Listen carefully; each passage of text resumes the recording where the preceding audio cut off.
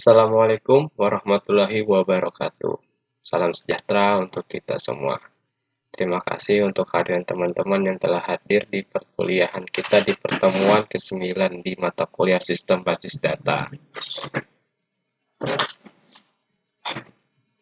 Oke, hari ini kita akan membahas sedikit tentang database, kita akan memahami, baru kita akan coba install Microsoft SQL Server.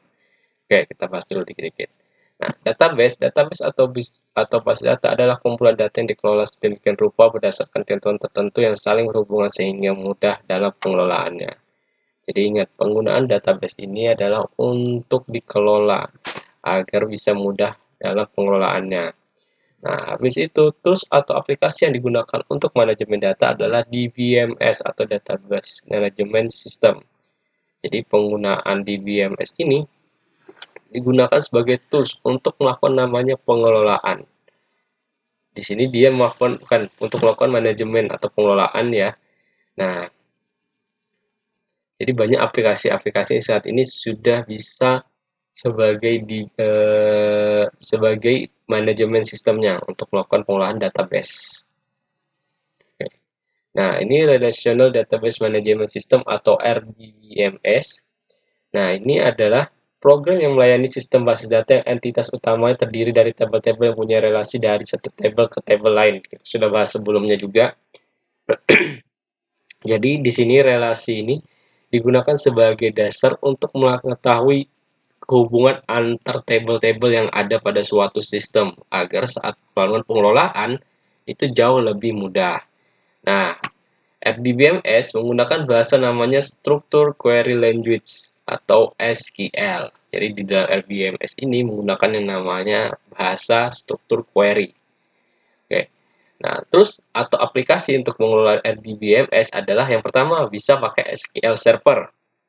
Yang kedua aplikasi MySQL, yang ketiga PostgreSQL, dan yang keempat yang SAM app juga bisa juga untuk sebagai manajemennya. Jadi masih banyak lagi untuk yang lainnya. Nah, tapi di sini kita menggunakan yang namanya SQL Server karena ini punya dari Microsoft dan memang sudah banyak digunakan oleh developer-developer yang ada saat ini.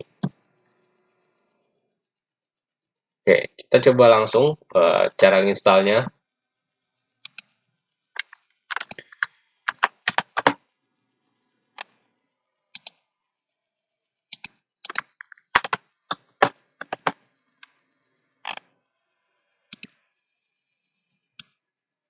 Oke, pertama silakan masuk di sini.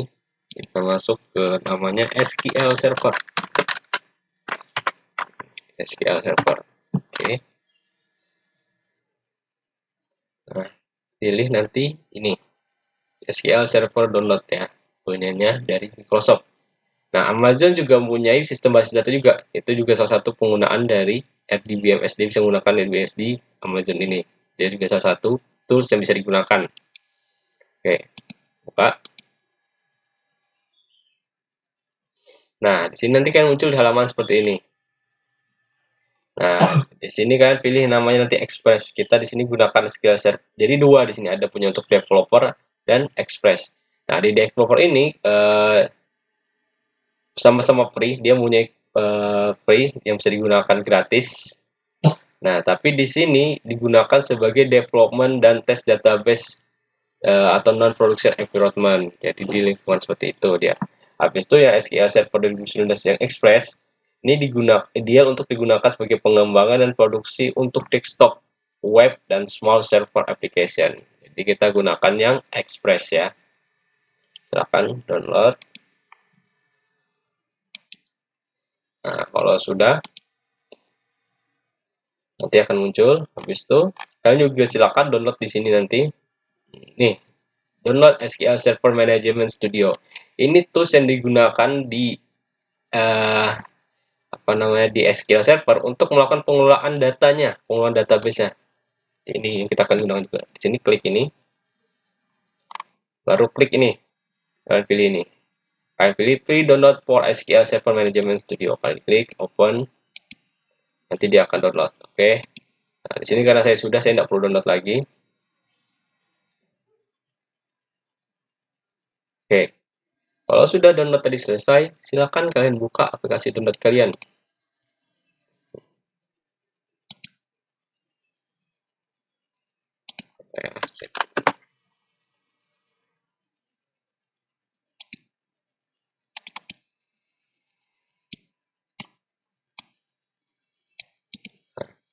Nah, kalau sudah kalian bisa buka.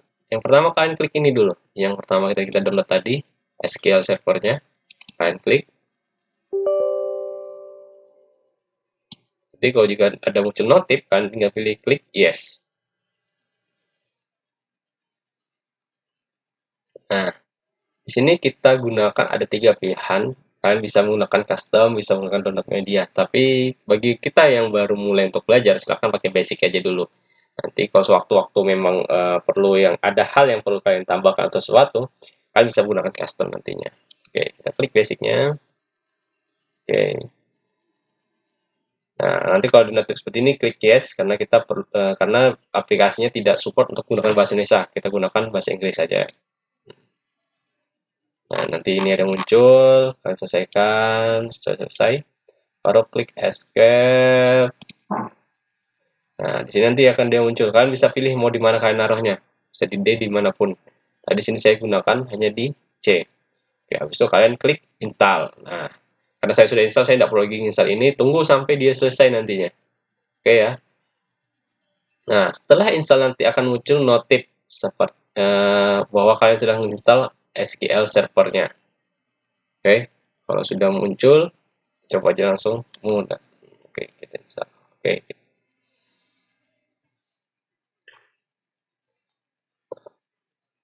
tunggu sampai ini installnya selesai. Nah, di SQL Server juga the obtain the SQL Server 2019 Linux image include container, please see here. Jadi kita bisa menggunakan ini di Linux juga. Jadi ada pilihannya. Nanti kita tinggal pilih, kita lihat apa aja fitur-fitur yang disediakan di Linux. Oke. Ini biasanya memerlukan waktu yang cukup lama, ya tergantung internet sih biasanya. Jadi tergantung internet kalian, dia download package-nya secara online.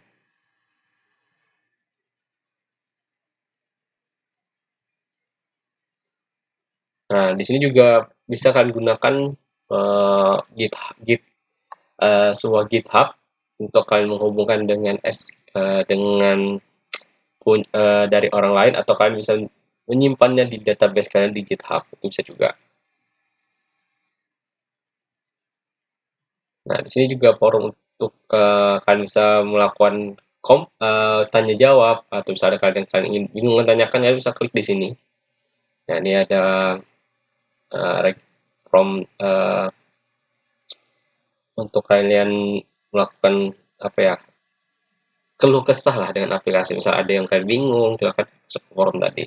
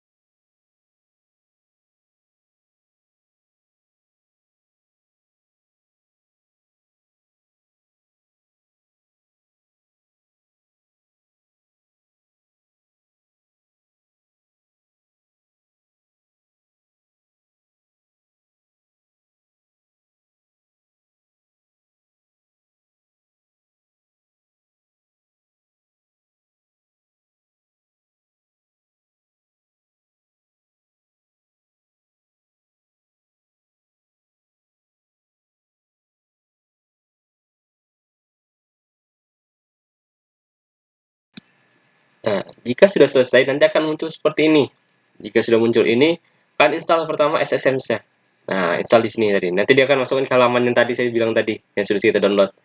Nah, habis itu install, kalian install ini juga. Habis sudah selesai, kalian ini install, klik.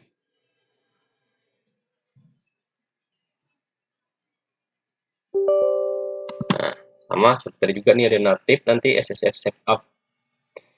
Oke. baru klik yes. Nah, habis itu klik install di sini.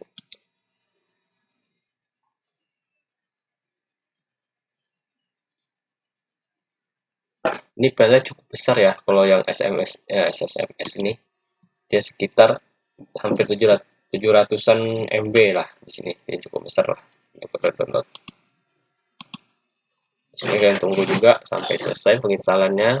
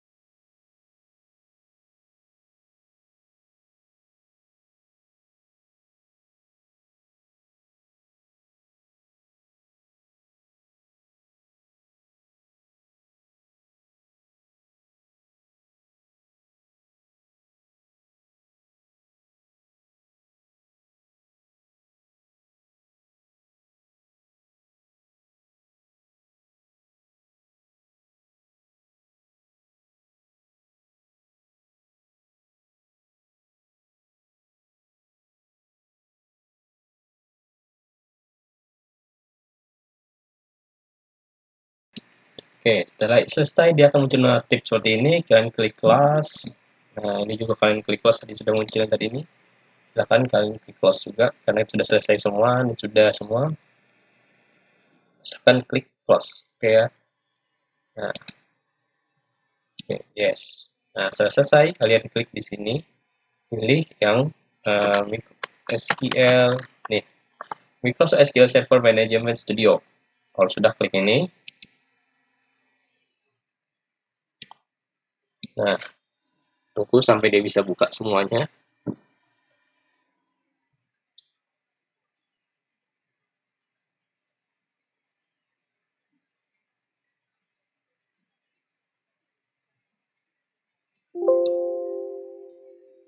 Nah, setelah muncul nanti akan muncul seperti ini dia. Pertama, connect to server.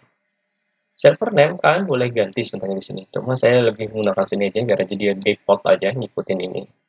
Nah, di sini habis itu kalian juga bisa milih yang namanya database engine untuk digunakan apa sebagai analysis server, reporting service, integrated service, Azure SSIS integration runtime. Nah, jadi kan bisa pilih di sini. Tapi kita sebagai belajar sistem basis data, kita akan mengambil namanya database engine. Oke. Nah, di sini juga ada fitur authentication. Sebenarnya ini dia pertama Windows Authentication ini dia otomatis tanpa perlu kita menggunakan password. Tapi kita bisa buat manual juga kayak seperti ini.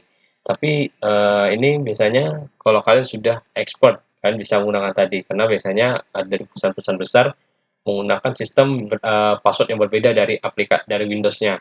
Jadi saat kalian buka Windows dia sendiri, habis itu buka aplikasi SQL Server-nya ada password sendirinya. Jadi kalian bisa pilih itu. Nah, kalau sudah kalian klik connect. Kalau sudah ini kalian klik connect.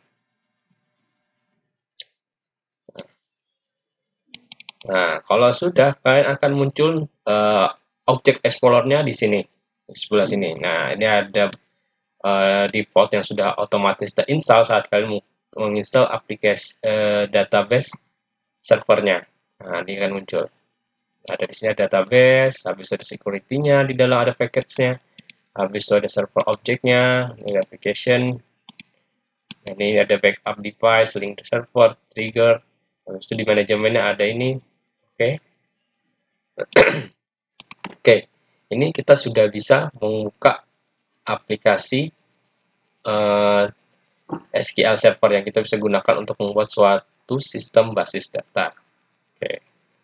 Nah, sekian untuk materi kali ini. Nanti video selanjutnya kita akan membahas tentang cara penggunaannya database-nya. Jadi setiap kita akan belajar sendiri step by step-nya. Oke ya.